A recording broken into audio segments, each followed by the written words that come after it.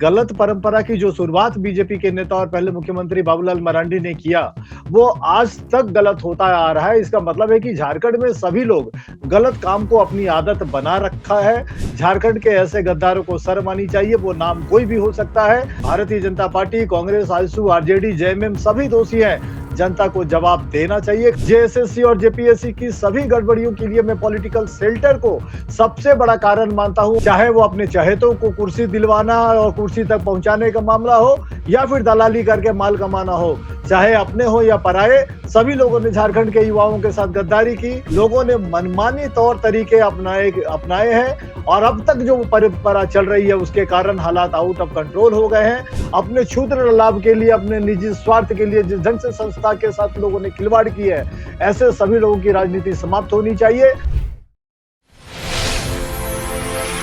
Vijay ji, press conference और press briefing दोनों में फर्क होता है। आजकल प्रेस कॉन्फ्रेंस में सिर्फ ब्रीफिंग होती है। नेताजी आए, नेताजी को जो कहना है नेताजी कह के निकल गए, पत्रकार ने माइक सटाया और वहां से निकल गए, वही चीजें सुर्खियां बन जाती हैं। अभी जो हालात हैं, क्या ये सवाल नहीं पूछेगा झारखंड कि फुंसी को भगंदर किसने बनाया? ये जो दस्तावेज आप देख रहे हैं हमारे स्क्रीन पे, ये सरकारी दस्तावेज है, मैं आरोप नहीं लगा रहा हूं, सरकारी दस्तावेज हैं। कैसे फाइल मूव हुआ, कहां फाइल रुका और किसने क्या करा। अब बाबूलाल मरांडी नेता प्रतिपक्ष सबसे ज्यादा हमलावर हैं हेमंत सोरेन सरकार पर, तो क्या सिर्फ एक दूसरे पे आरोप लगा के युवाओं का भविष्य सुधर जाएगा?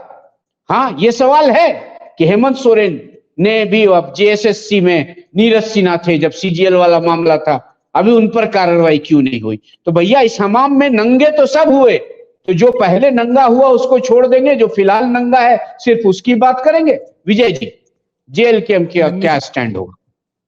निश्चित तौर पर दो बातें। पहली बात तो ये कि जो आपका ओपनिंग रिपोर्ट है, मैं उसको आई ओपनिंग मानता हूं। जिस ढंग से आपने दस्तावेजों के साथ अब तक की सारी कहानी रख दी है, निश्चित तौर पर वो आई ओपनिंग है, लोगों की आंखें खुलेंगी। और मैं तारीफ करना चाहूंगा प्रदीप सिन्हा जी का कि उन्होंने एक प्रवक्ता के धर्म को यहाँ पर निभाने से बेहतर उन्होंने सच बोलना अच्छा समझा।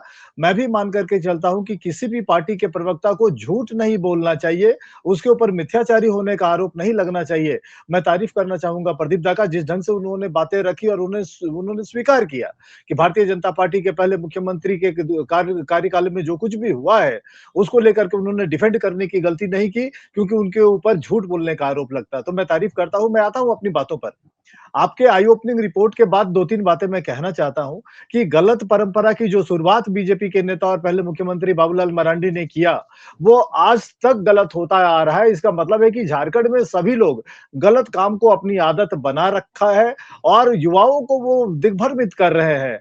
युवाओं को दिग्भ्रमित करने के लिए, मिसलीड करने के लिए वो बयानबाजी कर रहे हैं। झारखंड के ऐसे गद्दारों को शर्म आनी चाहिए, वो नाम कोई भी हो सकता है। युवाओं की पार्टी का प्रवक्ता हूं, युवाओं की पार्टी का महासचिव हूं। मैं बहुत गुस्से में हूं इस रिपोर्ट को देख करके कि कैसे कैटेगोरिकली एक सिटिंग सीएम नोटशीट आगे बढ़ाता है बिना कैबिनेट के मंजूरी के और उन चीजों को मनमानी करता है। देखिए, Bharatiya Janata party, Congress, AJSU, RJD, JMM सभी दोषी हैं।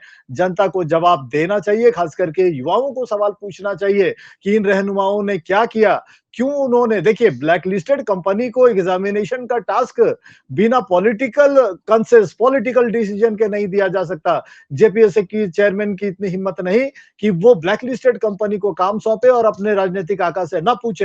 इसलिए जो सीआईडी की जांच चल रही है, आज मैं पहली बार, अब तक तो हमको लग रहा था कि सीआईडी का जो काम है वो गुड गोइंग कंडीशन में है, बट आपके रिपोर्ट को देखने के बाद हमारी पार्टी ये मानती है कि इसका सीबीआई जांच होना चाहिए, सीआईडी से लेकर के इसका दायरा बढ़ाना चाहिए। और जेल के ऑन रिकॉर्ड आपके चैनल पर यह डिमांड करता है कि इसका जो इंक्वायरी है वो सीबीआई के द्वारा होना चाहिए, क्योंकि जो सफेद पोस्ट, जो पॉलिटिकल लीडरशिप छुप रहे हैं, अब तक उनको एक्सपोज किया जा सके।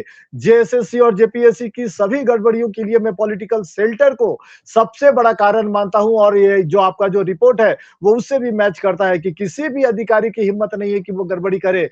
कौशलेंद्र जी, मैं मान करके चलता हूं कि पिछले 25 सालों में जिस किसी को भी मौका मिला, अपनी गोटी लाल किया है, चाहे वो अपने चहेतों को कुर्सी दिलवाना और कुर्सी तक पहुंचाने का मामला हो या फिर दलाली करके माल कमाना हो, चाहे अपने हो या पराये, सभी लोगों ने झारखंड के युवाओं के साथ गद्दारी की, सभी लोगों ने झारखंड के युवाओं को धोखा दिया। अफसोस है इस बात को लेकर के, इसीलिए मैं कह रहा हूं कि सीबीआई इंक्वायरी करके दूध का दूध और पानी का पानी होना चाहिए। शुरू में सभी चीजों को सिस्टमैटिक करने की कोशिश हुई, जो इनिशियल में जो गृह विभाग से जो नोटिफिकेशन आ रहा था, कार्मिक विभाग से, लग रहा था कि चीजों को एक सिस्टम देने की कोशिश हो रही है। लेकिन जिस ढंग से पहले ही मुख्यमंत्री ने एक पूरे सिस्टम को डिरेल करने की कोशिश की और अपने चहेतों को कुर्सी देकर लोगों ने मनमानी तौर तरीके अपनाए हैं और अब तक जो परंपरा चल रही है उसके कारण हालात आउट ऑफ कंट्रोल हो गए हैं। हम लोग ये मानते हैं कि जेएसएससी जेपीएससी को फुल्ली डिसॉल्व करके एक नए सिस्टम की तरह चलना चाहिए, उसका पूरी तरह से शुद्धिकरण होना चाहिए। हम लोग इस बात को मानते हैं क्योंकि अब तक 25 सालों के दौरान जिस ढंग से रहनुमाओं ने जेएसएससी और जेपीएससी को बदनाम किया, अपने क्षुद्र लाभ के लिए, अपने निजी स्वार्थ के लिए जिस ढंग से संस्था के साथ लोगों ने खिलवाड़ की है, ऐसे सभी लोगों की राजनीति समाप्त होनी चाहिए। युवाओं के बीच उनको एक्सपोज करने की जरूरत है। यही कारण है कि अब तक के सभी परीक्षाओं की, अभी तो कुछ देर पहले हम लोग सोच रहे थे कि हम लोग बोलेंगे भाई जो बैकलॉग की परीक्षाएं हैं उनको भी करवा लीजिए, कुछ आयु सीमा में छूट दे करके युवाओं का भी भला हो जाए। बट 2-3 महीना का समय और सरकार ले ले और थोरो इंक्वायरी करके सीबीआई जांच करवाए और हमको लग रहा है कि किसी भी दोषी को इसमें बचना नहीं चाहिए, क्योंकि झारखंड के युवाओं को जवाब चाहिए कि किन लोगों ने उनके भविष्य के साथ खिलवाड़ किया है।